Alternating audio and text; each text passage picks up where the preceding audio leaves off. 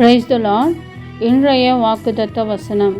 இதோ திறந்த வாசலை உனக்கு முன்பாக வைத்திருக்கிறேன். வெளிப்படுத்தல் 3:8. பிலதெல்பியா சபையார் கர்த்தருடைய நாமத்தை மறுதலியாமல் அவர் வசனத்தை கைக்கொண்டபடியினால் ஆண்டவர் அவர்களுக்கு முன்பாக திறந்த வாசலை வைத்திருக்கிறார்.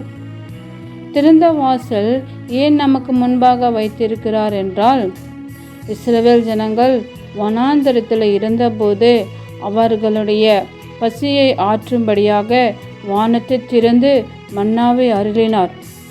ஆண்டவர் நம்முடைய தேவைகளை சந்திக்க திறந்த வாசலை வைத்திருக்கிறார். பவுலுடைய ஊழியத்தில் தடைகள் இல்லாமல் ஊழியத்தை செய்யும்படி திறந்த வாசலை கட்டளையிட்டார். இன்றைக்கு திறந்த வாசலை நமக்கு முன்பாக வைத்து நம் தேவைகளை சந்தித்து தடைகளை நீக்கி காரியத்தை வாய்க்க பண்ணுவாராக. ஆமேன்.